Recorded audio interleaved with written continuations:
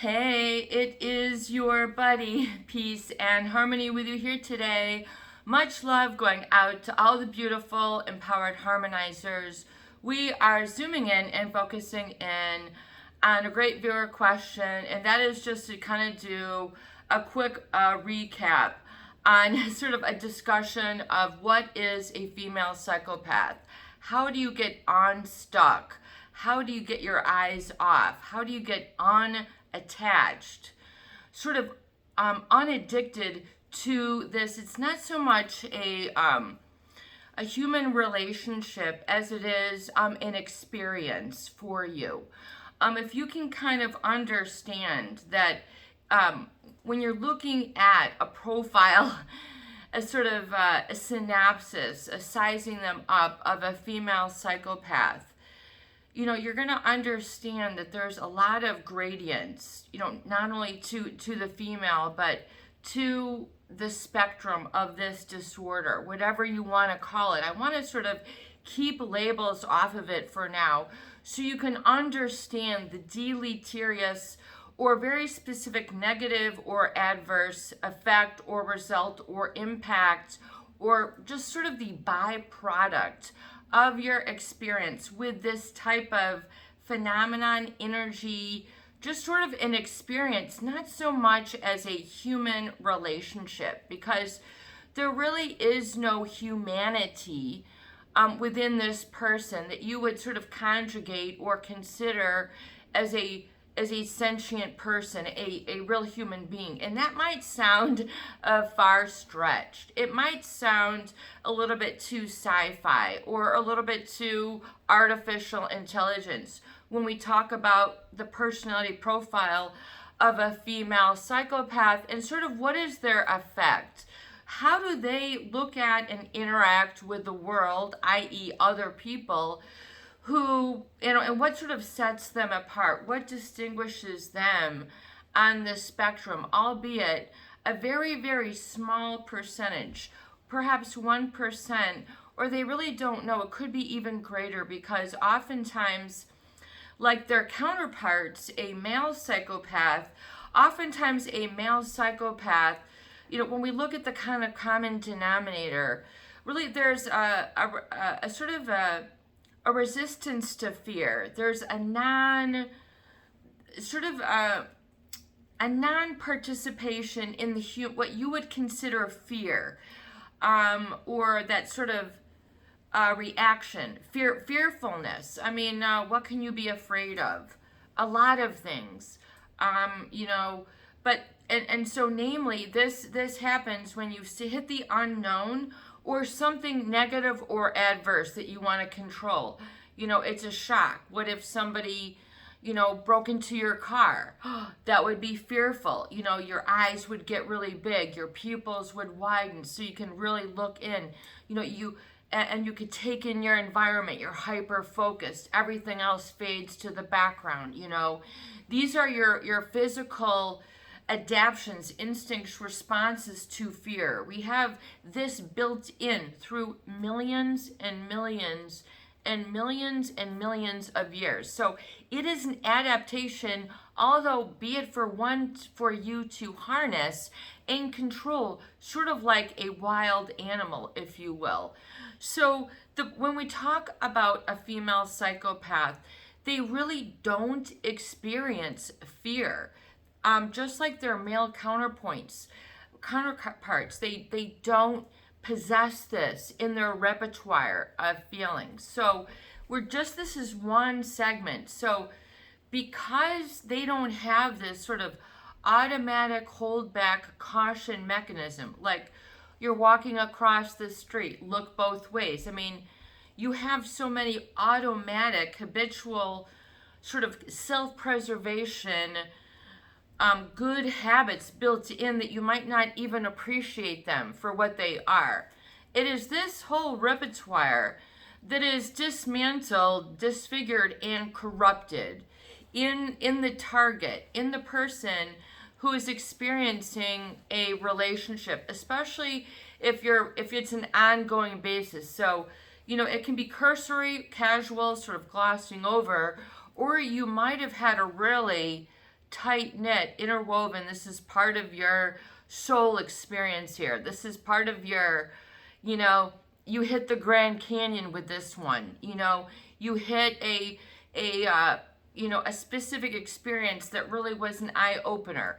But we want to have you understand and this impact, because you have to understand that because of this causes them to interpret themselves as above others. In other words, they're not held back by these human emotions, fear, love, that sort of trepidation. They only sort of observe it, as if you were trying to observe a habit in a foreign culture. Let's say you just walked off the plane and it landed you down in Turkey, in Istanbul, where you didn't know the language, or maybe you're from there right now, but some exotic place, you didn't know the language, and all you could do was observe. You'd pretty quickly learn, if you were hungry, needed a place to sleep, work, etc., you would pretty much learn to pick up some things. That's the parallel that I identify it with. If you really have understand or have studied this personality type, or in the psychological sense, as well as in studying this in not only in literature but in observation and all sorts of other experiences, which many of you here on the channel have had said experiences. You have to understand that if you're exposed to this type of experience, I'm not even going to call it really a person, because they don't really fit into your mindset of a person. So some people are so held on and have trepidation about relationship with other people, that they don't realize that sometimes this psychopathy doesn't really blend into the rest of the population. You might see gradients, you might be more sensitive and aware, but it doesn't discredit you from having normal experiences where you're not affected. You're not rocked like an earthquake, because these people literally are like human earthquakes, destructive, okay? Have you ever heard of a very constructive earthquake?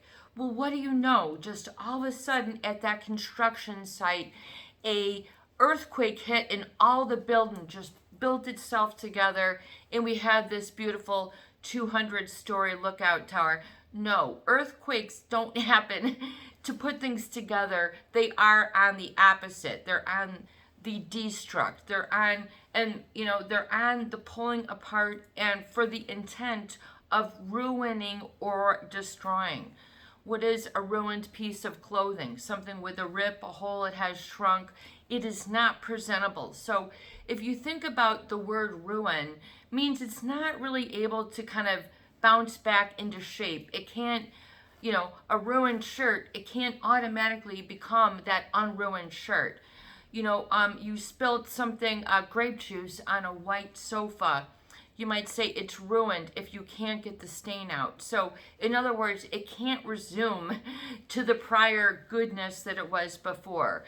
This is the same type of sort of ruinous sort of interaction, if you will, with a psychopath, because they lack a conscience. So there literally is a form versus function change in the neurological structure of their physical interior anatomy. So if you were to come up once again to a date with like a mini hand, and you'd say, gosh, that girl has one normal hand and one mini hand, I mean, you'd see it right away.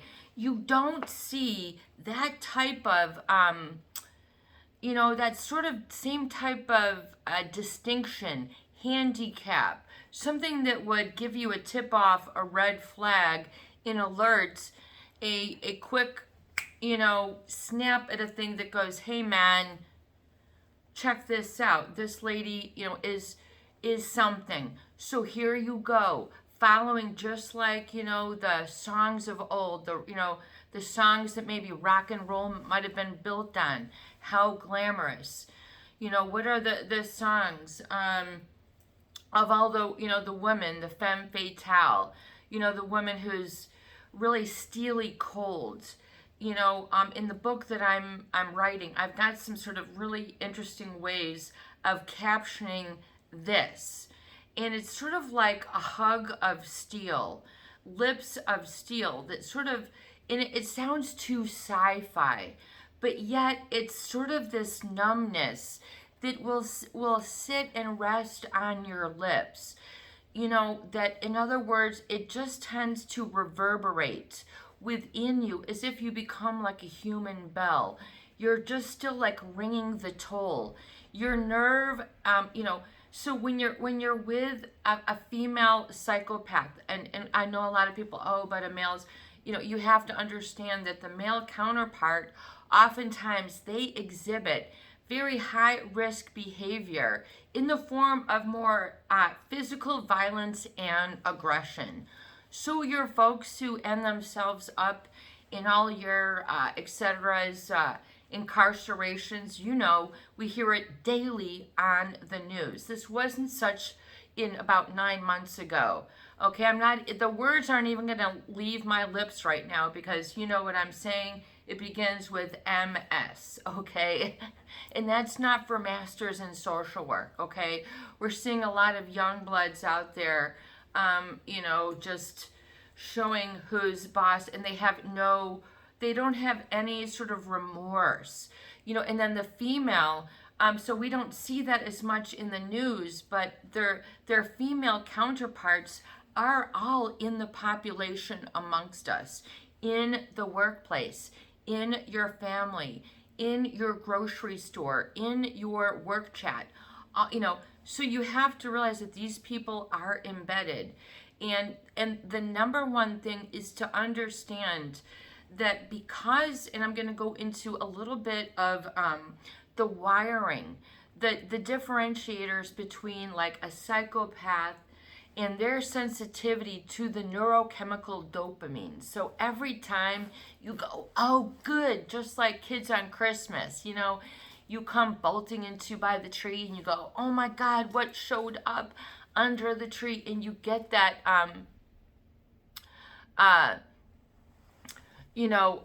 you start to get that, that sort of buzz, that sort of,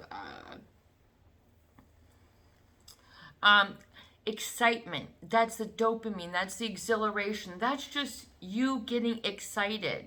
But so your feelings are like that, and they're all well and good. Just like maybe when you were to meet this said other female, they could have been very attractive. The way that they moved, they were suave, they were cool, very cool, so cool. They were hot. Oh, they were so hot. There's this extreme so and then something, and then each person can fill in their something, but I bet there's a lot of descriptors. So understanding, so energetic. Number one, namely, so seductive. There's a seduce, the seductress is sort of, and then their male counterparts in other ways, but it's a trapping. It's not like, hey, this is the fire and passion that I feel for you. It's more like a weapon, a tool that they will use in the construction and then destruction of this relationship. That's sort of like a little, sort of like you would consider it to be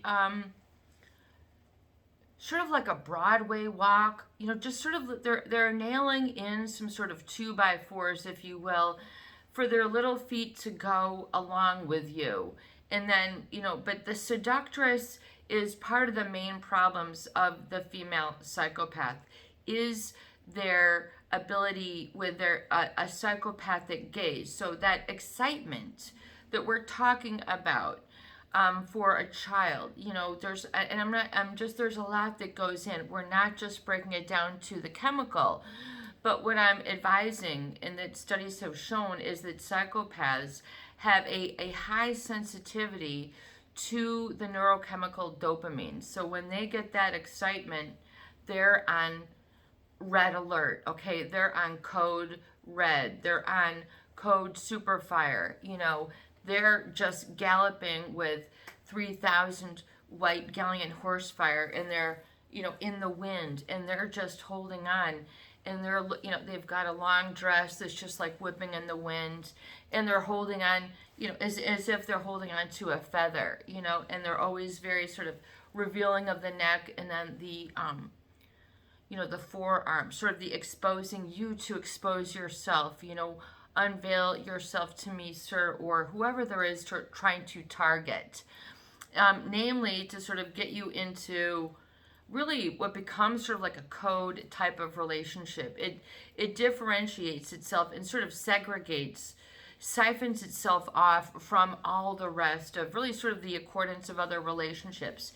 It feels very fantastic, very, just will sweep you off your feet. It'll take a lot of pressure off. Whatever it is, there's usually, I would say, this real relief, or like, I haven't encountered this for years, or this gal is one in a million. I mean, how many, this is the answer to my prayer. So there's all these sort of indicators, which normal healthy relationships can be all these said experiences and more. But the problem when you talk about a female psychopath is, the problem is that they also have not only that higher excitability. So when they want something, they're right after it. Okay, there's no, in their mind, they can pull out all the stops. They're gonna get what they want, even if it's a challenge,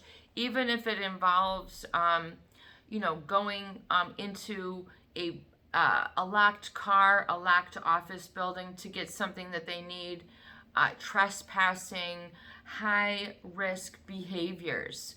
A little bit too exciting, a little bit close to getting caught by the law, lying, pathological stealing, living double lives. So again, I'm trying to show you how these sort of relationships set apart, and then there's another experience. So within the chemistry of those people who are exposed to these types, who usually enter into relationship with the eyes wide open, with the heart thumping, with the paralysis effect, as if you got hit with a human stun gun. This person is so gorgeous, just like everything can melt down and disappear. You start giving them your car keys, house keys. You start calling off of work, emptying your bank accounts. You never thought you could feel or do this. Now everything seems so much more alive. You just, you don't even need to sleep. You're always thinking about this person. This is like your life is just hitting the Disney Channel. You hit the jackpot. You've got Cindy Crawford wrapped around your finger for all you know. There's all, and then you're like, you don't even need anybody else. So the female psychopath, because of this sensitivity, if they want something, they're brazen. They will do whatever. They will, meaning break the law. They lose their driver's license. Here they go driving off again. Most people, if they got in trouble with the law, lost their license for some time, nope, you're going to Uber it, walk it, bike it, moped, get a ride, take public transportation. You wouldn't risk it, okay? You wouldn't do that. But this other person will seduce well-intentioning others into following, as if they're almost zombie-like, but really sort of injected or sort of inflated with this new neurochemical sort of peptide chain that's really seething within you, that shouldn't have a combo or really be sort of set off simultaneously. It's like getting your hand hit with a iron anvil going 200 miles an hour, and then winning the lottery, of $1 million.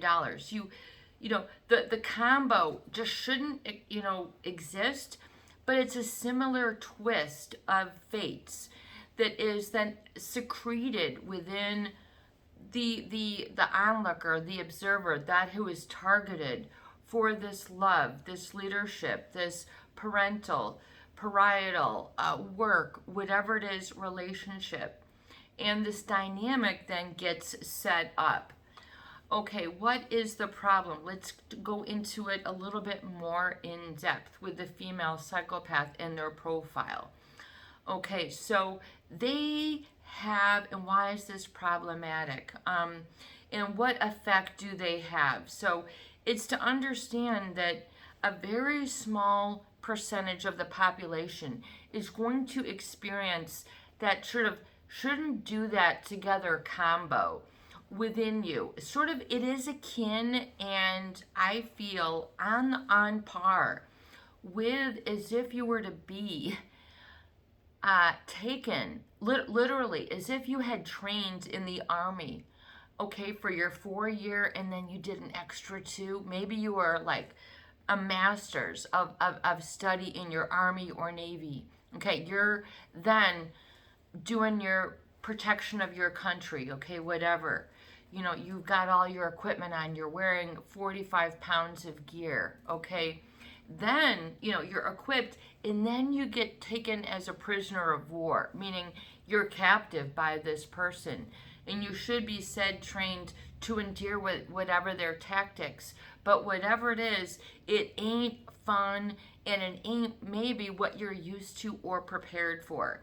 So it is that level of being sort of held hostage, meaning, and sort of the word hijack their targets.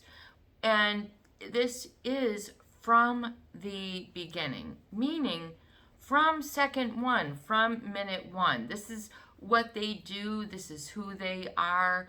You cannot fault, judge, put anything about them. You can be informed, okay? We're talking, and I know that there are, psychopaths who then follow this channel and go, this is me, okay? Well, that if that is you, then that is you, okay? And so beyond that, you must understand the tactics that you don't see this within this person. So they could be very good looking. They could be what you might consider everyday. This might be in your family, your work, or your community. It could be in your school or your church or wherever, okay? Where you might even hire this person. You might sit next to, you might be married. You might have figured this out 4 years into, 7 months, whatever it is. You've got something that doesn't seem right. You're paying the price, but you're paying a little too much. So healthy relationships don't set your world ablaze as if, you've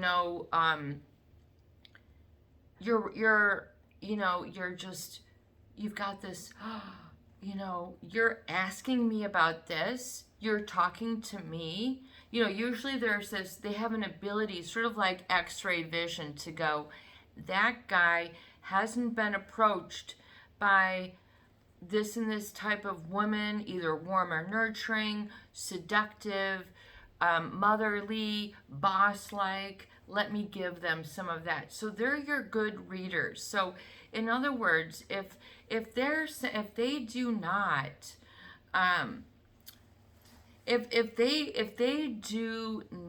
have that same chemical structure, in fact, they have a higher presence of testosterone, which is sort of like that male aggression, what you might consider the sex hormone for men.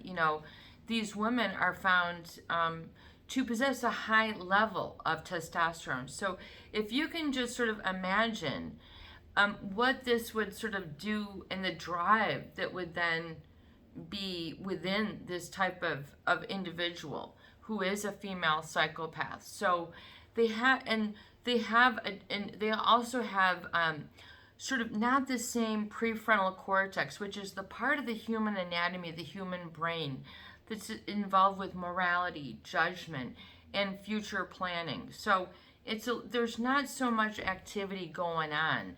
In other words, the parents aren't home, it's home alone, it's time for that big Christmas party.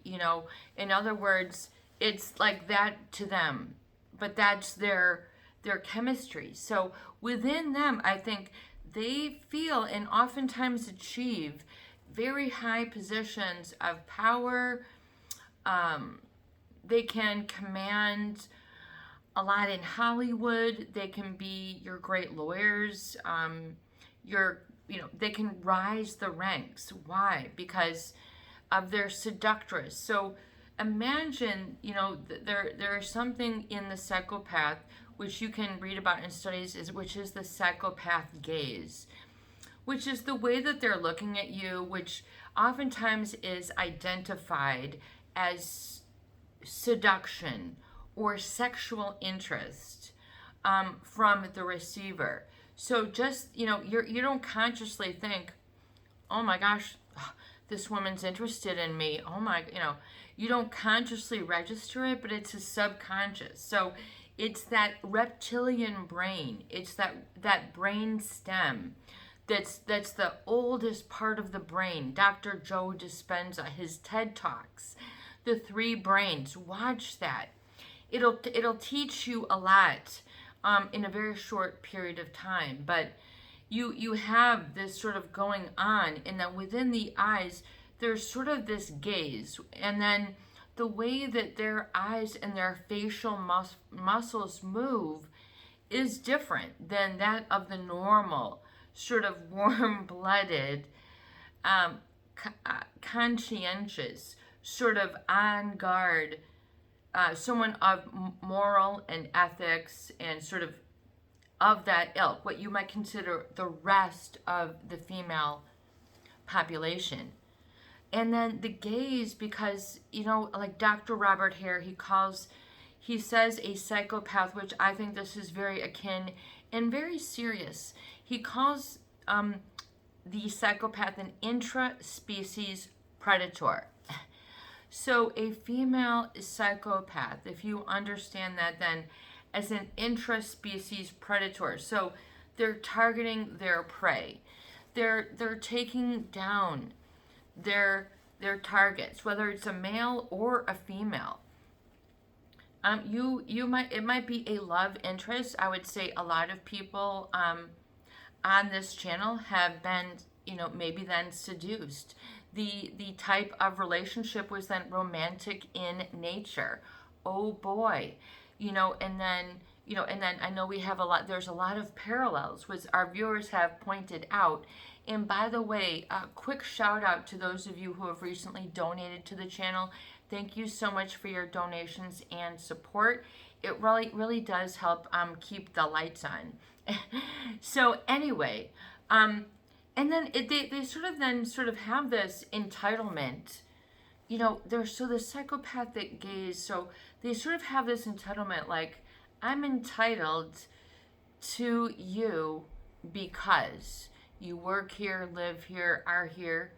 And then men, or women, get into that fun, like, if you get into their gaze, because what's different is it's sort of Jim Carrey-like, what you would consider in the Mask. Remember that great movie, Jim Carrey? He came out and you're like, oh my God, that guy in his physical movements, he is awesome. Like, and their eyes don't, like, if you're really happy, like, truly, your eyes will light up and sparkle, and like, your whole face will move, your whole body, basically, But with this, their eyes do not smile, but they will put on an appearance as if. So it's kind of like their eyes are not moving. And their gaze is kind of like, come hitherto, or, seek and you will find here. And so they have this sort of, seductress way with their body language as well that they can utilize and sort of change the mood in a room, change the vibe very quickly, rule the roost, be, the one in the office that ones are looking out for, the ones in the family that ones are looking out for, the one who has problems, or that is, doing way too good in their life, meaning they've risen the ranks, a little too quickly, and they're netting huge, pile loads of cash, and it's uncommon. Or, there's certain ways about them with their especially with their gaze and their body language, will easily communicate this sort of very cool under pressure confidence, and will earn these women a lot of like shock and awe, sort of like, wow, we've never witnessed someone so cool under pressure. You've got the job. Like, you can think through this when most people would be heated up, afraid, panic stricken. So imagine, if you could cook, like if you had an oven and you didn't have to turn the oven on, but somehow someone came along and go, yeah, I can make this oven cook without the oven turned on. You go, oh man, that's magical. That's one of a kind. You're in. Where do we sign you up? Where can we put you? Where can we put, and then it's this, you have to be careful, because this is sort of like the blind-sided relationship where they sort of move in very quickly. They take over very quickly. Everybody is sort of wondering. They start to get and create groups around them very quickly. Power in numbers. Being a social butterfly, but really more like a social stealth airplane where you can't really detect. They're sort of getting a lot of things in their favor. You all of a sudden they want to propose. You want to get divorced to go with this one.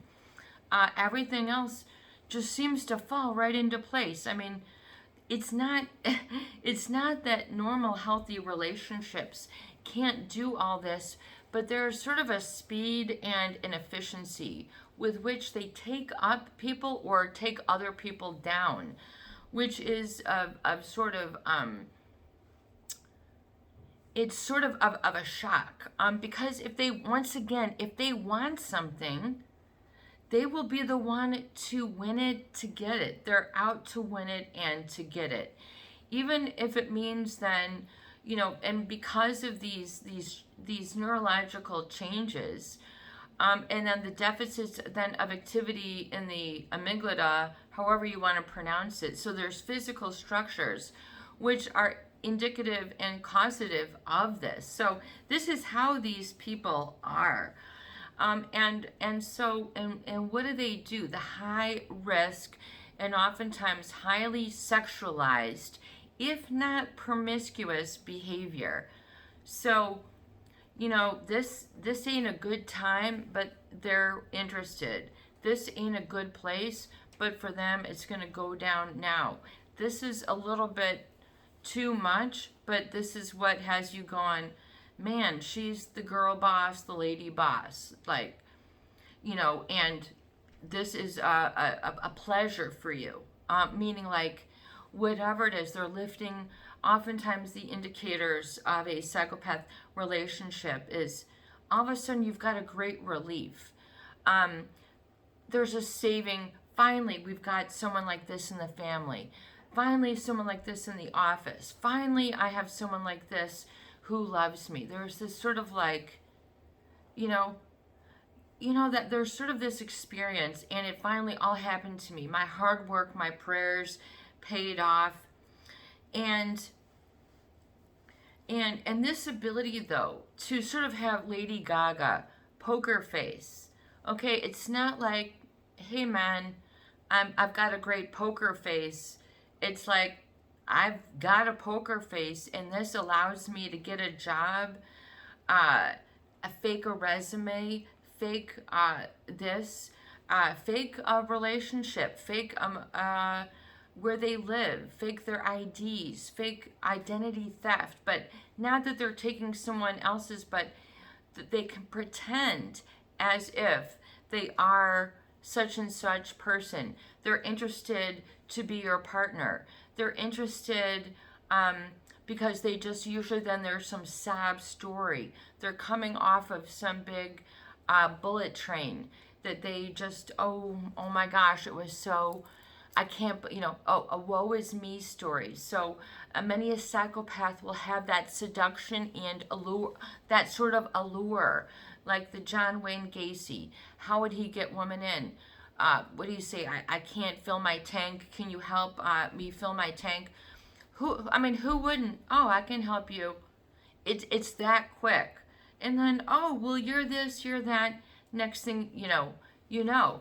So there's this, I would say, there's an alluringness. They are driving attention to them.